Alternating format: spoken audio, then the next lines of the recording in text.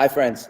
Thank you for joining us again on Food for Thought, and thank you for being a part of our community here at Christ Church and also the Food for Thought community. My name is Sunil Chandy. I'm the rector and priest at Christ Episcopal Church, and we're in the sanctuary right now, and you can see the stained glass windows. We're here, and we're available for you to just connect with you. And if you are here, please let us know. Let us know that you're watching this live program, and also let us know. And even if you aren't here live, still put in the chat that what you like about our show, what do you like about our connections and our conversations. The conversations we have are pretty powerful. They involve wisdom that's being passed on by people who I interview, and so if you do like those interviews and connect with the wisdom, let us know. Tell us that it's a part of your life, and to let us know also if there's a way to improve on this as well. And let us know you're here. That's about it. So today we do have two wonderful guests. One is a continuing guest and her daughter. And so I'll introduce you in a second with both of them. But I did want to talk. We're in the midst of Lent right now, and in Lent we usually have conversations around the wilderness experience. And that comes as a metaphor in the scriptures, and most of the scriptures during this penitential season of Lent, we deal with the idea of the wilderness. It comes from the Jewish scriptures, where the children of Israel are coming out of Egypt, out of the land of oppression, and into freedom. But they wander about for about 40 years. 40 years in the wilderness before they enter into the promised land, and they're being led by God through that wilderness. And there is this sense that God leads them through the night and to the day, and to navigate through that the dangers of that wilderness. Now, the thing is, they don't need to actually spend 40 years to do this, but they do. And in the process, they learn how to trust in God and God's direction. They learn how to discern how God is leading them. And then also parallel to that, in the New Testament, we also have scriptures that point to Jesus as he makes his way into Jerusalem from Galilee, the northern part of Israel, and moving down into the southern part of Israel into Jerusalem. And it's a journey that is filled with joy, hope, and danger, and anxiety. And it's a journey in which Jesus builds a community of people, and they move into Jerusalem. And then, of course, as he enters into Jerusalem, Jesus is entering into the passion, which really represents his suffering as he engages the cross. And then finally, through the cross and then and his death, he comes into Easter, or the community comes into Easter, which is an Easter joy possibility, because God does the miraculous. God raises Jesus, and we, the church, affirm that. And so in another way, it's kind of navigating through the wilderness of life, and again moving into the promised land, which is a life filled with the presence of God, intimately engaged with us. And so the wilderness is a wonderful metaphor for us. At first, people of faith, we, whether we're traveling for 40 years in Israel, from Egypt all the way to Israel, or whether we're traveling from northern Israel down into Jerusalem, and that travel period doesn't have to take 40 years. It could take less or more or whatever. What it does, the metaphor does point to, is this idea of a life that's filled with challenge. And in the midst of that challenge, there's community that's formed. People form relationships. And in the midst of that community that's formed, Christians believe that God is present. God is present, leading us, helping us to discern how to act with one another, how to encourage one another, how to give, to find hope as we face the dangers of the wilderness of life. And sometimes, I can imagine even the trip from Egypt into the Canaan, where Israel was, where the promise, where the people of the children of Israel actually ended up. Um, that trek was filled with people who are mourning, uh, who are wondering if they made the right decisions, people who are trying to find connection, trying to find some kind of hope and encouragement, people who couldn't see the vision, and yet there were others who could see the vision. And so this community is very important. And so, I'm thinking about the wilderness experience as something that we all engage with wherever in life in general. For us, it's been the pandemic. It's been 2 years or more of of wondering what's going to happen. Um, you know, how do we deal with the situation? And a lot of worry and anxiety as we see people who die and pass away, and also as we worry about the future and what's going to happen. And so, but in that midst of that wilderness, we know that God comes, God is present, God is still leading us as a people of faith, and and and we're joined on this journey with others.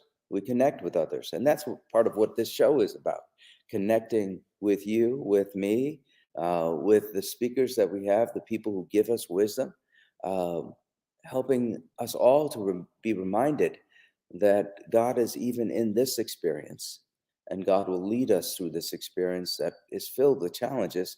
And not only will God lead us, but there's joy to be found, and there's connection to be found. Today, we'll be speaking with Sharon Younkin, who has been a part of the fabric of Christ Church for these past 2 years in such a different ways. I mean, she's always been a part of our community since I've gotten here for over 7 years. But um, in in this food for thought, she's been engaging in a new way with us, and passing wisdom to us, helping us to find hope and the blessings in life, even in the midst of challenge. Today, we'll be talking with her and her daughter, Callan McCarthy. Callan, i- i- I thought she was already on this program before, but we've connected personally, we've connected by Zoom and also through in-person meetings. And Callan is Sharon's daughter, hopeful, joyful, and they'll talk with me about how they've navigated this wilderness period. And so, Ben, please bring them on board. Hey, Sharon. Father Callan. Oh, Callan Rose. Yes, my Callan Rose. it's great to Callan be Rose. here. Okay. So Callan Rose. Yes, Callan Yes. Rose. So Yes. why the name Callan Rose? How did you choose that? Oh, that's a wonderful question. Yes, I like the story. So, Callan's last name is McCarthy, which is an Irish name, and her father's family has quite a bit of Irish in them, and so we were looking for names that would be Gaelic, and so we came across the name Callan, which in Gaelic means powerful in battle. Powerful in battle. Yes. Powerful in battle. Oh, I'm going to tear up a little bit because I feel like that's what she's had to be during the pandemic. But so yes, so we wanted something that had a lyrical kind of sound to it, but also had a strong meaning. And then my middle name is Rose, so that's the part of me. And then she has her dad's last name. Yeah. Callan Rose. It is lyrical, Oh, beautiful name, thank you. Callan. Thank you. Yeah. Yeah. So we're here today, and this is my first show with a mother-daughter experience. And so, Callan, I've got to tell you, your mom has been so important for my life and the life of this community as Yep. we navigated through and continue to navigate through this pandemic experience. So just know that she is deeply loved and deeply respected here. I love And that. yeah, and also I've met you several times, and you're such a joyful, hopeful young lady, and Oh, and thank I you. and I really appreciate that. And so you have an interesting story, you both of you, because you were stranded almost in England, stranded. I mean, England is not a bad place to be stranded, I That's think. true. Yeah. But still, there was a little worry because you were kind of disconnected from your support systems, Mm. in America, that is. And so you developed new support systems. And so tell us about that experience. Tell us about how you both managed the anxiety and the Mm. frustrations, on a personal level. Well, it's funny that you describe me as a hopeful person because a real challenge for me is feeling like I have been robbed of my hope and my optimism through the pandemic. And I know a lot of folks probably feel similar or similarly. No matter what stage in life you're at, you can't help but grieve and mourn people that you've lost, time that you've lost, opportunities, financial gain or loss. It's been very difficult for people of all ages. But I think the hardest part for me was adjusting to calling people and seeing people on Zoom and not having those hugs at the ready, the physical touch or being in the same room with family that I really missed, worrying that someone might get sick or might pass away while I'm away and there's no way for me to reach them or come home and grieve with my family. And, luckily we've been blessed in that way. Everyone's been healthy. And I didn't really go through something terribly scary while I was away, but it is frightening being separated from your family. And Right. luckily, I have a long-term partner over here, and his family, they were incredible. They opened their arms and their house, and they welcomed me in tremendously. And, from the start, since I moved to England, they invited me to every birthday, every event, every family dinner. They're incredibly generous people. So, in that regard, I wasn't alone. And I think I had to embrace, and I love this idea anyway, that you can never have too much love around you. I had the love from my parents, and it might not have been in person, but you have the opportunity to grow your tribe when you welcome other folks in. And there's nothing wrong with it. It doesn't mean your family means less to you. It doesn't mean I forgot about my parents. It just meant that, I had more family. And it was kind of incredible. I got very emotional, very close to them, and realized, I love these people. I care about them the way that they care about me.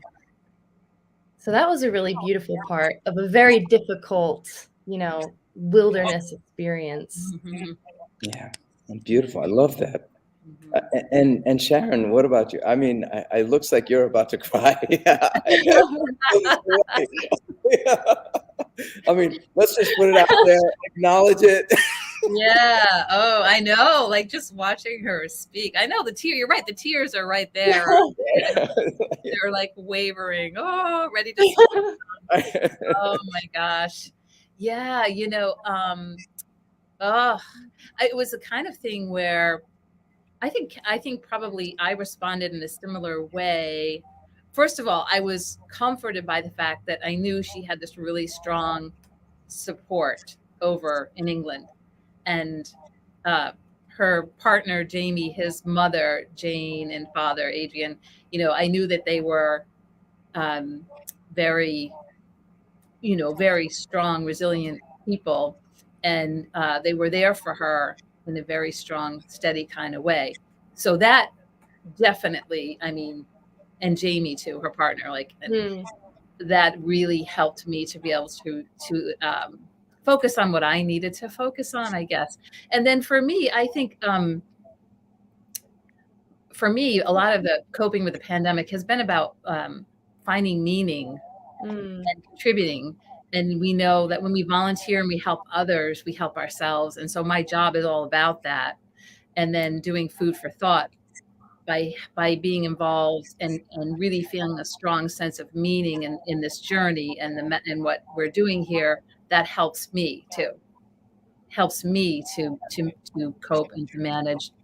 And then also having to do my own self-care quite a bit too, because it's also takes energy and all of that. But it was hard. It was almost one of those things I really kind of couldn't think about too much. I had to really focus on what I did have control over, and I had to really accept I didn't have control over a lot. And if I thought too much about, oh my God, what if something happens to her and I can't get to her? Or what if something happens to me and she, or one of us, and she can't get back? I almost couldn't go there.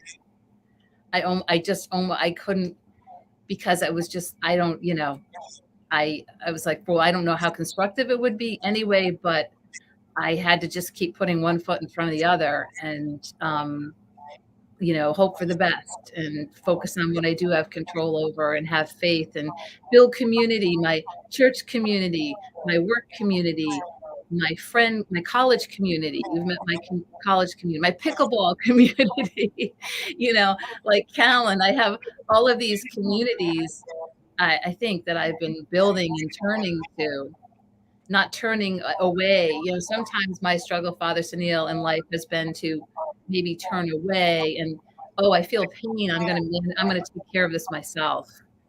And I think I'm intentionally turning outward. I'm turning to others, and I'm accepting that I can receive support as well. Yeah, it's a beautiful insight. I mean, both of you, just wonderful insight. You know, Callan, I remember when I was, so I made my way over to the U.S. Through 3 different countries when I was younger. I was born in Bhopal, India. Then my parents lived in Bahrain. We moved to Bahrain in the Middle East. And that my brother, younger brother, was born there. And then from the Middle East, we went over to Tanzania, East Africa. My sister was born there. And then we finally made it to the U.S. on January 1st, 1972. And I remember my parents were about 24 to 26 years old, and they were, I mean, they were making me, and they were taking, and so each step of the way, they didn't know anybody in any of those places except, but they knew they couldn't be where they were before, right? And so they took this trip out. And so in 2012, I was given a Lilly grant to make that same journey, to go to those same places, and then come to and then to see what I thought, right, and to write about what I thought. And I'll tell you, I was in my late 30s.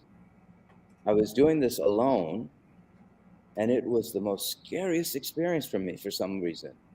I mean, I'm in my 30s, late 30s. I've been a seasoned traveler, but to go to places where I didn't even know anybody, to make those connections. And then I started to think about my parents, and I said, how did they do it? How did they do it without any kind of support system? And I'm thinking, and then and it's kind of paralleling to what you've experienced. You were just there. I mean, you had friends. Yep. But this was a whole different level of friendship and commitment and trust. And so one of the things that came out to me at that time was I was looking back at my parents and their vantage point, and I think their faith was their safety net. Mm. You know, they always felt that wherever they were going to go, God was already there ahead of them, preparing the way. Yeah.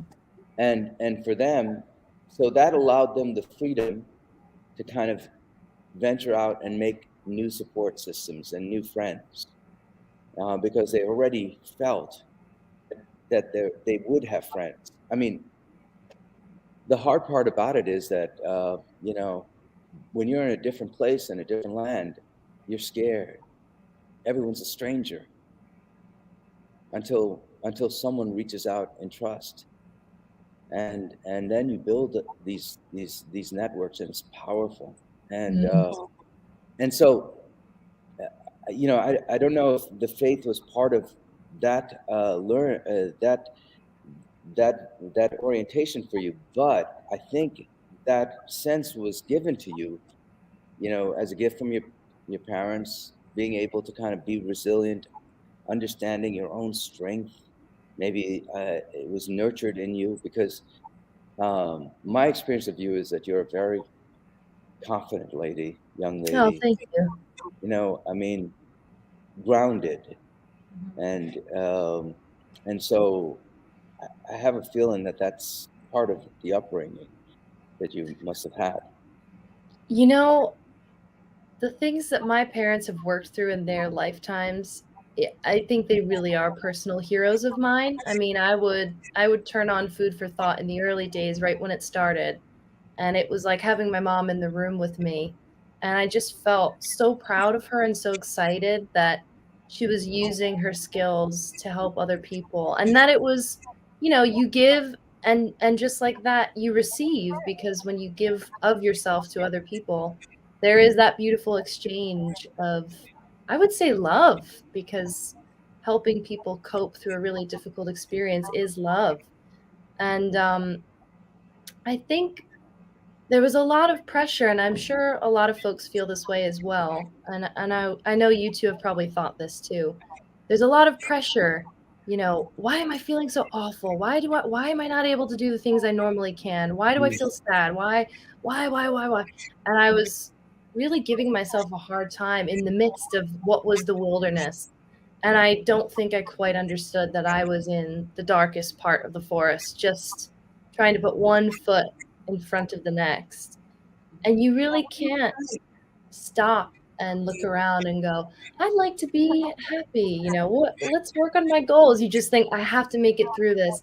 And there's no shame in just putting your energy and all of your time, your resources into what comes next. You don't have to be productive and happy and restful and joyful and, you know, and when I did sort of make it through the toughest parts, I think just now I'm coming out of it and lifting my head up and taking stock and going, wow, what an incredible, you know, feat that we made it through. And the Yeah. moments of joy are coming back, which is amazing. I love that thing that you just said, that we made it through. Mm, I mean, and it resonates with what Sharon said right before. It was this idea that we're not alone, that we can find connection, we can find help, we can reach out to others, and when we do, you know, we will be able to make it through. I mean, those Yeah. connections are so key. Yeah, this is really, I feel really passionate about this point where I think, you know, for our generation, Father Sunil, we have had a little bit more life experience, and we really have to convey to the younger generation, you know, we have to help them have that perspective, maybe when they are lost and they don't see it, when they're going through these tough times.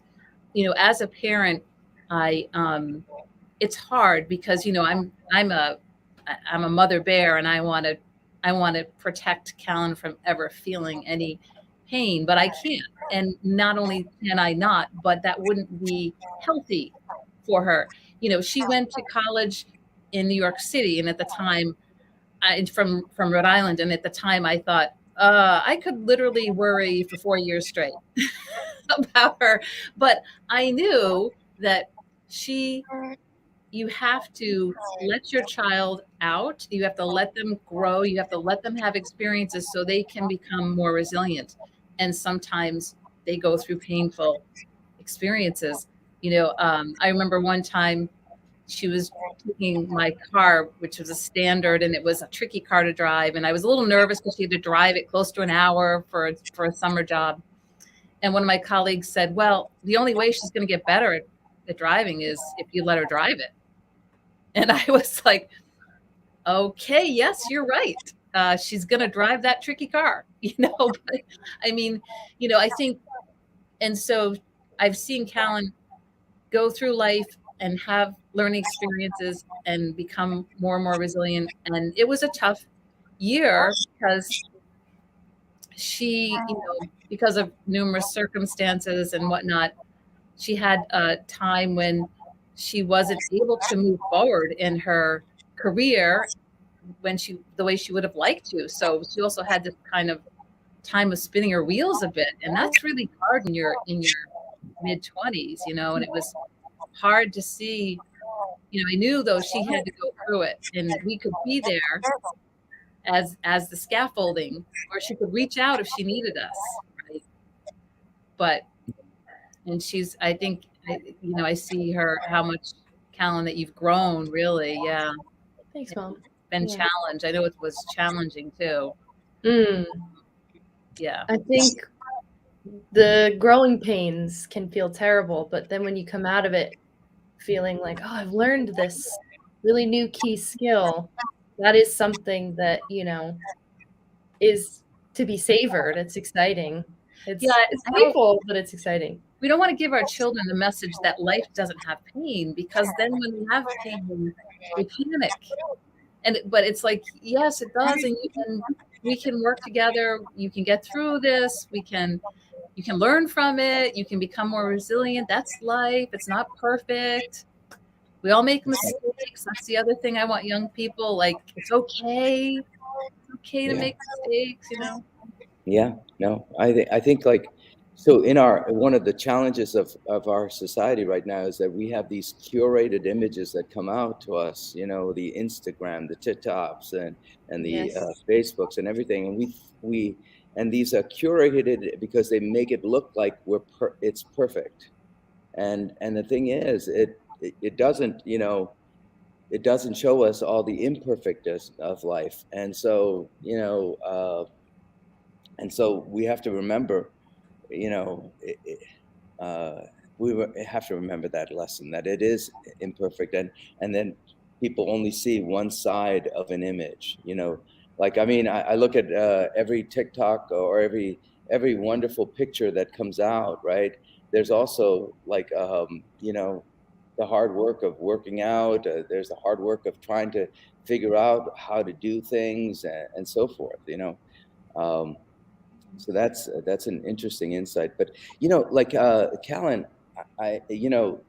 we could maybe wrongly assume that you're a social worker. I take that as a compliment. Right, because you have that way about you that you're reflective, but in reality you're a screenwriter, right? You're a writer. Yes, that is my goal. I know that there is a lack of self-confidence sometimes, no matter who you are, to say, I am this, and this is what I love. So I'm trying to be more, yes, I'm a writer.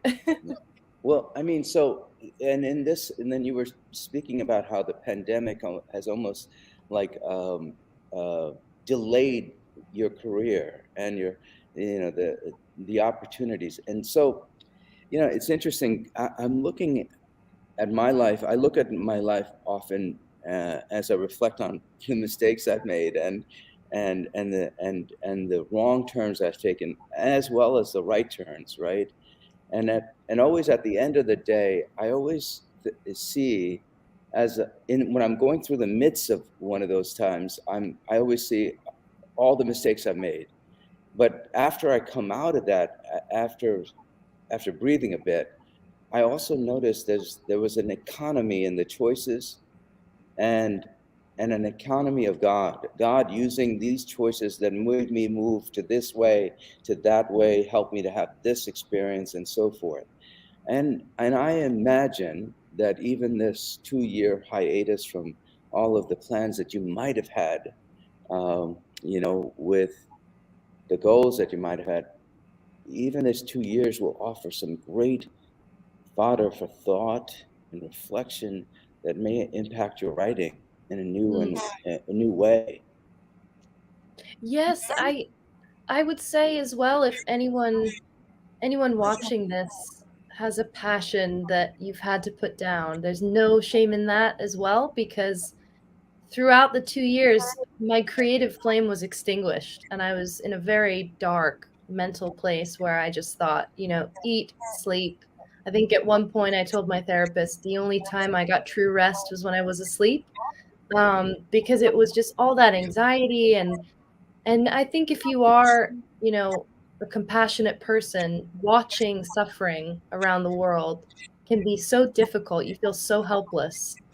And I thought, well, I'll never write again. All of the very negative thoughts come in. You'll never write. You'll never get your creativity back. You'll never be the same. You'll lose your passion and you'll waste your life. And you accept it when you're in a vulnerable place. You accept that that thread of thinking.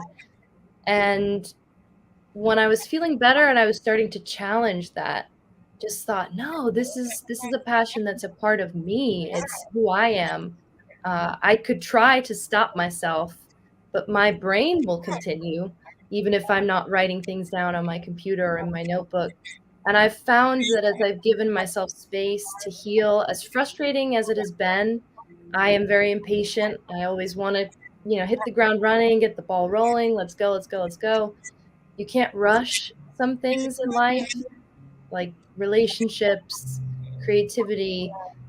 And as it's come back and I've returned to writing this play I've had in my head for a year, and now I'm actually putting it to the page, I'm finding that everything I've gone through and everything I've learned has changed my perspective. And rather than regressing, I think I've been doing that work in my head.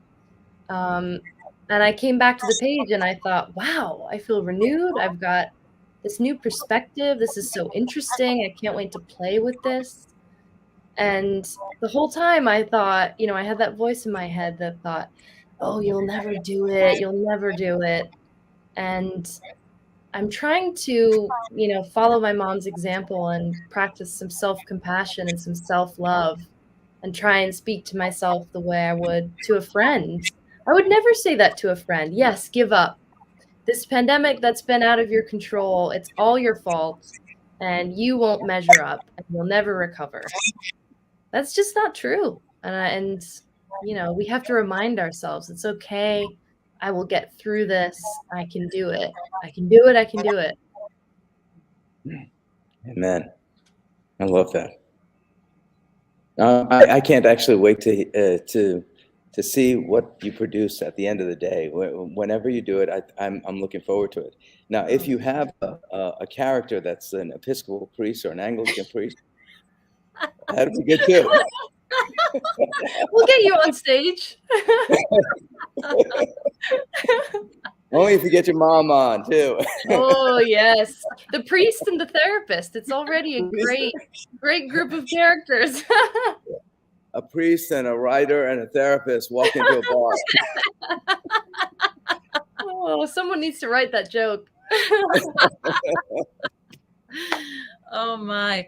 I love what you're saying, Cal. And I think it's, yes, that when we're in that dark place, and we all, most likely in the journey in life, we all have dark places we are in at times as part of the life suffering and experiences that we go through. But what we don't, it's like Thich Nhat Hanh says, we need the mud to have the lotus blossom. Yeah. Right? So when you were stuck in all that mud, you were growing your lotus blossom. And that's why we really don't often appreciate that. I know my suffering, if you will, has contributed to me being able to be a better therapist in a lot of ways. It's given me insight and wisdom that I wouldn't have had otherwise. So there's meaning. There's some of the meaning I think probably you've taken from what you've been through. Yeah, definitely. Definitely. I agree. And I think, and relating even to the Christian point of view, I think and Thich Nhat Hanh, that is, I have this, actually, I went to Plum Village to hear Thich Nhat Hanh, and I have an iconographic thing in my house that, that he drew, and it was the mud, the lotus from the mud, something like that. It was just beautiful. It is beautiful. But it also is parallel to in Christianity with this idea about the wilderness experience. Why is God getting these folks to go 40 years in this wilderness? It's kind of like they could go from one point A to point B in like half a year. I mean, 30 minutes, like 5 months they could travel. But no, he takes 40 years. And part of that is because it's in the experience of life that we learn these lessons in order to be able to appreciate and to be the people we need to be in the promised land, wherever that promised land is. So it's like, this is as a writer, this is kind of like probably the experience that our community needs people to go through in order to write about what the promised land looks like. What does it mean to be a real community and handle challenge and adversity? As a therapist, the same thing. I mean, I love the fact that this last 2 years, more and more people have sought therapy, are able to think and talk about this, and it's become more of a cultural norm rather than something, for people who might have had challenges in their life. It's for all of us, because all of us have challenges in our life, right? Yes. So, Yes. And for me as a priest, this is also, these last 2 years have been a time of just leaning into my faith, knowing that God is the safety net. God's got our back at the end of the day. I think folks like you two who provide counsel are COVID lifesavers as well. I put you up there with doctors because what you do is healing of the heart, and that can affect the body, the mind. It keeps you well. Yeah. Wow. Well, thank you, honey. Thank you. Thank you. Yeah. Thank you. And that's been part of the thing that also, I went to a conference over the weekend. It was a Parkinson's conference, Parkinson's Disease Expo. And there was a speaker there, Dr. McDaniels from the University of Texas, talking about meaning. And he was talking about finding meaning in life, not the meaning of life, but meaning in life. What brings meaning in life. I'll share this as, I know one of the things that's always brought me great meaning in life has been to try to learn and grow so that I could be there for my daughter, right? So it makes me happy to have her on the show and hear about all the ways that, she's continuing to be open to growing and learning. And so that's very meaningful for me. So I thought I would share that. Yeah. You're going to make me cry. I'm telling you. I'm tearing up. There must be some sand in this room. Oh my goodness. Yes. But as a single mother for a while, that was really kept me going. Yeah. Amen. Amen. Well, yeah. I just love you both. I thank you for all that Sharon, all that you're doing for our church, and Callan. I can't wait to see what the world is going to see from out of what you produce. I'm just looking forward to it. Yes. Thank you. I love being here. Oh, Yeah. yeah. Be careful. I might want to come back. Definitely, you have to come back. You have to come back. Well, You have to come back and tell us about the play. Oh, that's that will right. set a good deadline. Yeah. So Well, I think our time is rapidly done. It's done. thank I want to you. thank you both. God bless you Thank you both. so much, Father Sunil. Thank you, Father Sneal. Yeah. Thank you, Alan. Just a wonderful wisdom that we're getting from both Sharon and Callan today. And so we thank God for it. But now is our time to end our program. And so let's end with a prayer that we usually say. It's a prayer that was written by Bishop Thomas Brown of Maine. The Lord be with you. Let us pray. Jesus Christ, you traveled through towns and villages, curing every disease and illness. At your command, the sick were made well. Come to our aid now in the midst of the global spread of the coronavirus. Heal those who are sick with the virus. May they regain their strength and health through quality medical care. Heal us from our fear, which prevents nations from working together and neighbors from helping one another. Be present with those in authority who are making hard decisions. Support the medical professionals, emergency responders, counselors, and caregivers. We ask this all in your name, Jesus. Amen. Join with me in the Lord's Prayer. Our Father, who art in heaven, hallowed be thy name. Thy kingdom come, thy will be done, on earth as it is in heaven. Give us this day our daily bread, and forgive us our trespasses, as we forgive those who trespass against us. And lead us not into temptation, but deliver us from evil. For thine is the kingdom, and the power, and the glory, forever and ever. Amen. Friends, go in peace to love and serve the Lord. Spread the light of Christ, the light of joy and hope to the world around you. The world needs it right now.